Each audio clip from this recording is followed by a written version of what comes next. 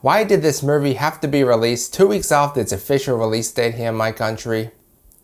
But was it worth the wait though? Not entirely. Look, the only reason I care is because I love watching movies when they first release, since I'm almost guaranteed to get more views. Now I'm probably not going to get as many views like most of my videos.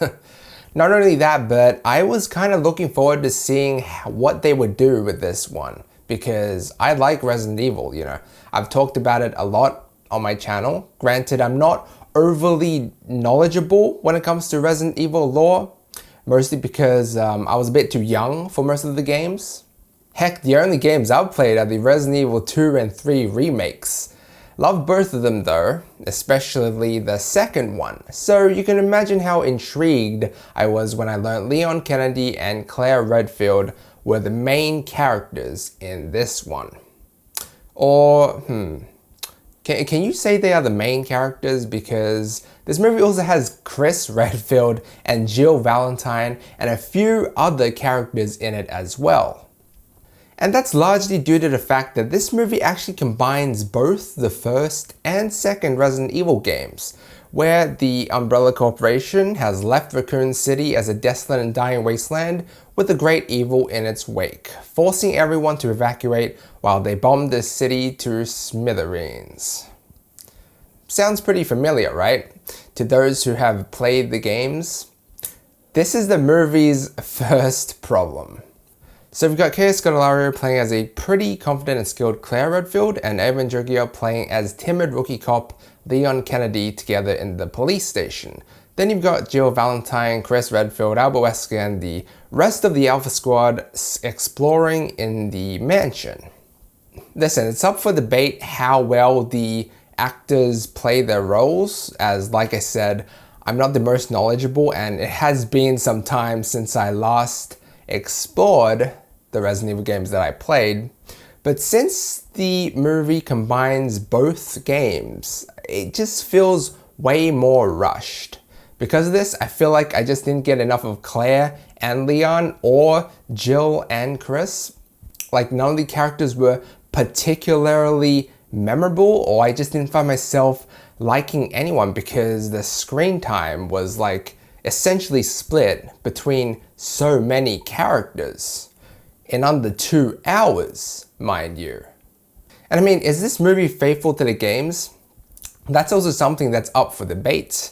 But for me, it kind of tries to be, while being kind of different as well. This movie does have some of the references Resident Evil fans will pick up, like the different shaped keys and that guy with the burger in the truck at the start of Resident Evil 2.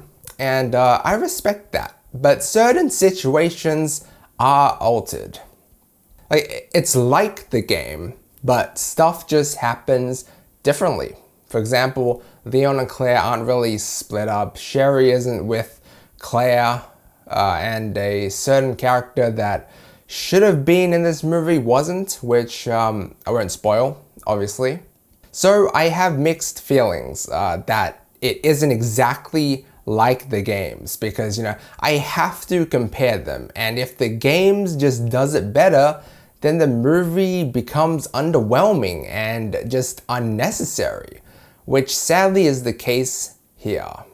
This honestly further leads me to believe that Resident Evil really doesn't need another movie adaptation, or at least not anymore. I mean, I guess you can say the best thing about Milla Jovovich's Resident Evil was that it was different and just took the games as inspiration and didn't try to be exactly like them. But what was I expecting though? I mean, video game movie adaptations have never been good to begin with a few exceptions, Tomb Raider being one of them. But I guess the main problem I have with this one is that it tries very hard to be similar to the games while being different at the same time. But here's another thing. I think what makes Resident Evil special for me is the special monsters infected with the T-virus the most heavily. Not the zombies, because let's admit, zombies is an oversaturated market. They're not really interesting or that scary anymore. Zombies are like fucking everywhere.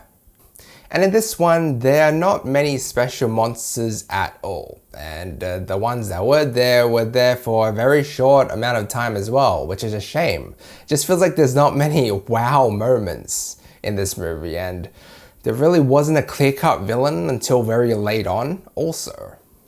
It takes a while for things to pick up, and along the way I didn't mind it, but I also found people to be really dumb in this movie. There were times where I was just like, what the fuck? Are you retarded? Because there's like one scene where this guy who actually knows what the hell is going on, because you know this movie highlights the start of the outbreak for Raccoon City, so not a lot of people know, but this guy is in a cell with a clearly sick person coughing up blood. He takes a look at this person, turns his back towards him, and then he gets fucking eaten. I also found there was a lack of weapons as well. No flash grenades or regular grenades, no stun guns, and a very late appearance of a grenade launcher that just got shot once and then GG. Now, will you understand things if you haven't played the games? Yeah, there are some hints, which I won't spoil, but there are hints to, for example, how Raccoon City's population became infected. Even though very subtle, it is mentioned, like many things. And you know what? I'm interested to know what the people who have no prior knowledge of Resident Evil think of this movie. Because as someone who has played some of the games, like I'm not a Resident Evil expert or anything, but I do know a decent amount of knowledge. Enough to get by, at least. And from my point of view, this was pretty disappointing. But you know what? I still had an okay time with it. I just let it take me on its ride, and at first I had a fun time with it, with the character building moments and some references I understood and respect. But then I think the letdown came the more I watched, when I realized that it tries to stay true to the original games without doing so very successfully. And all we were gonna get in terms of monsters wasn't really that much. I'm going to give Resident Evil Welcome to Raccoon City a C. Guys, thanks so much for watching. Let me know what you think down below. Like and sub if you enjoyed, and as always, feel free to check out any of my previous videos. Until next time.